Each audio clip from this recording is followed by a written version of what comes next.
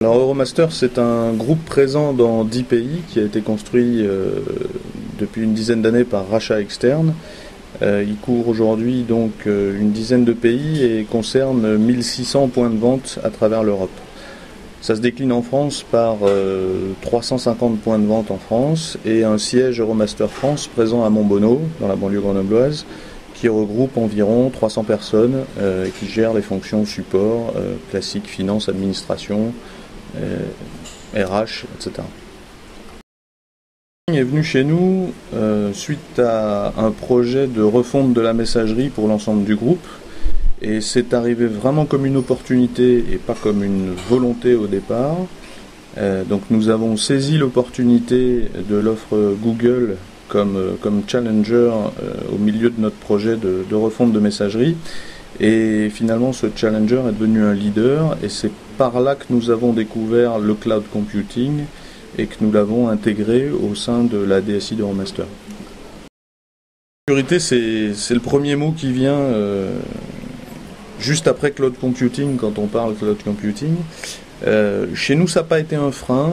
On a traité la question, on a traité le point de façon très objective. À travers à la fois l'aspect contractuel, puisque on avait, je dirais, l'habitude de travailler déjà avec des contrats d'infogérance et de gérer ces clauses-là dans les contrats, et puis aussi un petit peu sur l'aspect technique, à travers des tests, un certain nombre de tests, et de l'évaluation par exemple des opportunités de retour, de sortie de l'environnement Google, à travers lesquels on a pu évaluer notre capacité à rester indépendant du fournisseur. Il ne faut absolument pas sous-estimer, puisqu'on parle là de la partie messagerie, l'adhérence et le niveau émotionnel que les gens ont avec leur messagerie. Donc il y a un aspect de change management très fort à mener.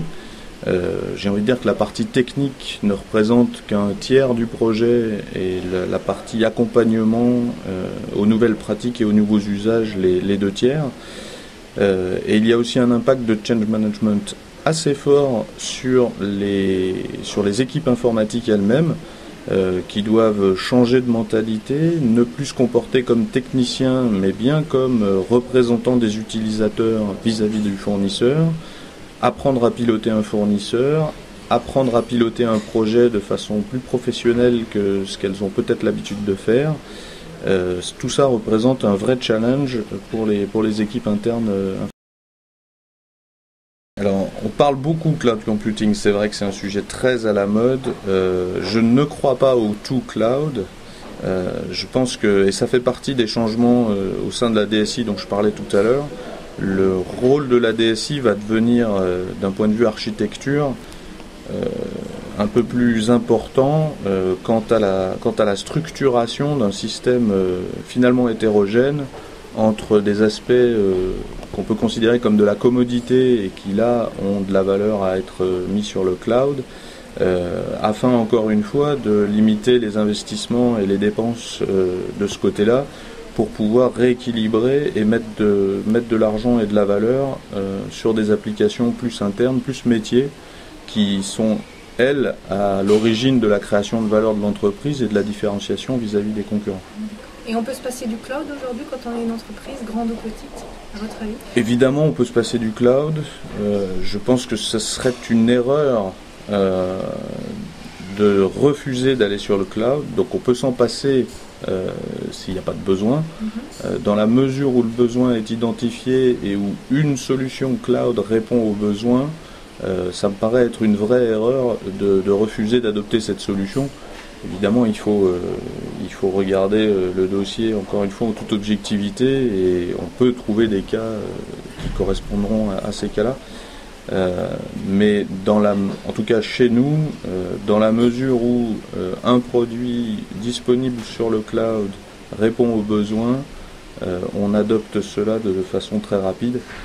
C'est aussi une des façons de lutter contre ce qui est un risque pour la DSI de demain, le fameux shadow IT, c'est-à-dire la capacité d'une BU ou d'une direction business à se monter un système d'information sur le cloud sans même en parler ou sans même interagir avec la DSI.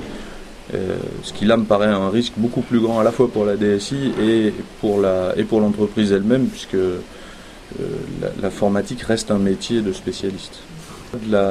Au-delà de la mode du cloud computing, il faut réfléchir à être perturbateur en ce moment. C'est vrai que ce sont des décisions difficiles à prendre par rapport aux décisions plus conservatrices. Mais je pense qu'accepter d'être perturbateur maintenant, c'est anticiper et éviter d'être perturbé dans les prochains mois ou les prochaines années. Merci beaucoup. Merci à vous.